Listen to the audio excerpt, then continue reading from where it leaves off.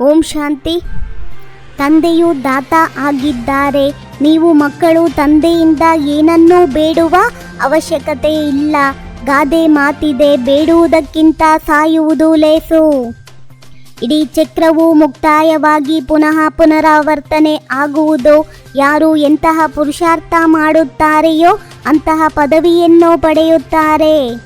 ಕಳೆದು ಹೋಗಿರುವುದಕ್ಕೆ ಪಶ್ಚಾತ್ತಾಪ ಪಡಬೇಡಿ. ಯಾವುದೇ ಉಲ್ಟಾ ಸುಲ್ಟಾ ಮಾತುಗಳನ್ನು ಕೇಳಲು ಬೇಡಿ, ಹೇಳಲು ಬೇಡಿ. ಕಳೆದು ಹೋದ ಮಾತನ್ನು ವಿಚಾರ ಮಾಡಬೇಡಿ ಮತ್ತು ಪುನರಾವರ್ತನೆ ಮಾಡಬೇಡಿ.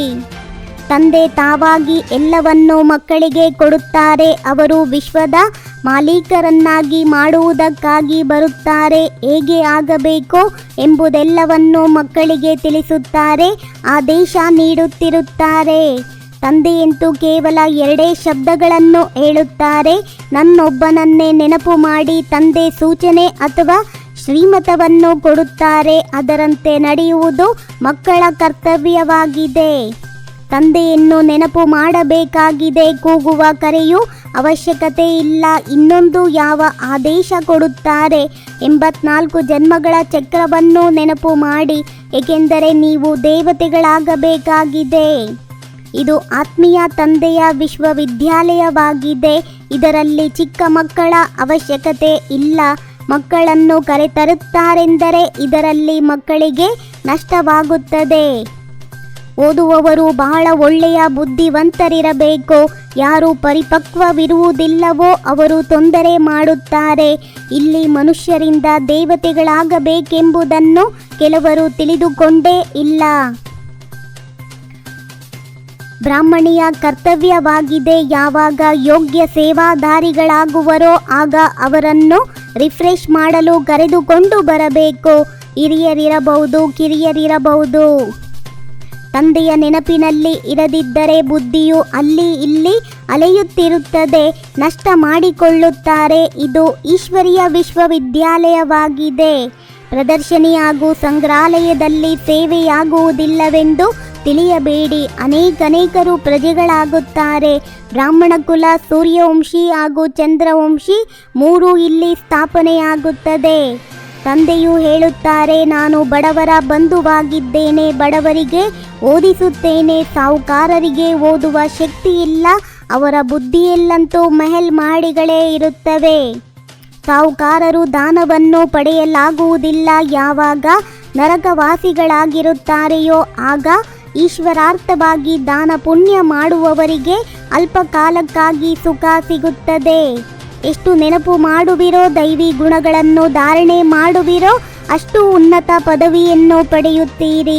ಇದು ವಿಶ್ವವಿದ್ಯಾಲಯವಾಗಿದೆ. ಗುರಿ ದೇಹ ಸ್ಪಷ್ಟವಾಗಿದೆ. ದುಃಖಹರ್ತ ಸುಖಕರ್ತ ತಂದೆಯ ಮಕ್ಕಳಾಗಿದ್ದೀರಲ್ಲವೇ? ಅದು ಸೇವೆಯಿಂದ ತಿಳಿಯುತ್ತದೆ. 25-30 ವರ್ಷದವರಿಗಿಂತಲೂ 10-12 ದಿನಗಳವರು ತೀಕ್ಷ್ಣವಾಗಿ ಹೋಗುತ್ತಾರೆ. ಎಲ್ಲಿಯವರೆಗೆ ಬ್ರಾಹ್ಮಣರಾಗುವುದಿಲ್ಲವೋ ಅಲ್ಲಿಯವರೆಗೆ ದೇವತೆಗಳಾಗಲು ಹೇಗೆ ಸಾಧ್ಯ? ಈ ಸಮಯದಲ್ಲಿ ಎಲ್ಲ ಹಬ್ಬಗಳು ಆಗುತ್ತವೆ. ರಕ್ಷಾ ಬಂಧನ ಇತ್ಯಾದಿ ಎಲ್ಲದರ ರಹಸ್ಯವನ್ನು ತಂದೆಯು ತಿಳಿಸುತ್ತಿರುತ್ತಾರೆ. ಯಾರಿಗೂ ದುಃಖವನ್ನು ಕೊಡಬಾರದು. ಗುರಿ ಉದ್ದೇಶವನ್ನು ಸನ್ಮುಖದಲ್ಲಿ ಇಟ್ಟುಕೊಂಡು ದೈವಿ ಗುಣಗಳನ್ನು ಧಾರಣೆ ಮಾಡಬೇಕಾಗಿದೆ. ತಮ್ಮ ಸಮಾನರನ್ನಾಗಿ ಮಾಡಿಕೊಳ್ಳುವ ಸೇವೆಯನ್ನು ಮಾಡಬೇಕಾಗಿದೆ. ನಾಟಕದಲ್ಲಿ ಪ್ರತಿಯೊಬ್ಬರ ಪಾತ್ರವನ್ನು ತಿಳಿದುಕೊಂಡು ಕಳೆದು ಹೋಗಿರುವ ಯಾವುದೇ ಮಾತಿನ ಚಿಂತನೆ ಮಾಡಬಾರದು. ಮನಸ ವಾಚ ಕರ್ಮಣ ಯಾವುದೇ ಕೆಟ್ಟ ಕರ್ಮ ಆಗಬಾರದು. ಒಬ್ಬ ತಂದೆಯನ್ನು ಜೊತೆಗಾರರನ್ನಾಗಿ ಮಾಡಿಕೊಳ್ಳುವ ಅಥವಾ ಅವರ ಜೊತೆಯಲ್ಲಿಯೇ ಇರುವಂತಹ ಸಂಪೂರ್ಣ ಪವಿತ್ರ ಆತ್ಮಭವ. ಯಾರದೇ ಪ್ರಭಾವದಲ್ಲಿ ಪ್ರಭಾವಿತರಾಗುವವರಲ್ಲ, ಜ್ಞಾನದ ಪ್ರಭಾವವನ್ನು ಹಾಕುವವರಾಗಿರಿ. ಪವಿತ್ರತೆಯ ಅರ್ಥವಾಗಿದೆ ಸದಾ ತಂದೆಯನ್ನು ಜೊತೆಗಾರನನ್ನಾಗಿ ಮಾಡಿಕೊಳ್ಳುವುದು ಮತ್ತು ತಂದೆಯ ಜೊತೆಯಲ್ಲಿಯೇ ಇರುವುದು. ತಂದೆಯು ಬೀಜ ಆಗಿದ್ದಾರೆ. ಬೀಜವನ್ನೆಂದಿಗೂ ಮರೆಯಬಾರದು. ಆಧ್ಯಾತ್ಮಿಕದ ಅರ್ಥವನ್ನು ತಿಳಿದುಕೊಂಡಿಲ್ಲ. ಆತ್ಮಿಕ ಜ್ಞಾನವನ್ನು ಒಬ್ಬರ ವಿನಃ ಯಾರೂ ಕೊಡಲು ಸಾಧ್ಯವಿಲ್ಲ. ತಂದೆಯು ಎಲ್ಲ ಆತ್ಮಗಳ ತಂದೆಯಾಗಿದ್ದಾರೆ. ಓಂ ಶಾಂತಿ. 21 ಜನ್ಮಗಳಿಗೆ 21 ಪರಮಾತ್ಮನ ಮಹಾವಾಕ್ಯವನ್ನು ಆಲಿಸಿ. ನಿಮ್ಮದೇ ಆದಂಥ ಈ ಚಾನಲಿಗೆ ಲೈಕ್ ಮಾಡಿ, ಶೇರ್ ಮಾಡಿ, ಸಬ್ಸ್ಕ್ರೈಬ್ ಆಗೋದನ್ನು ಖಂಡಿತ ಮರಿಬೇಡಿ. ಓಂ ಶಾಂತಿ.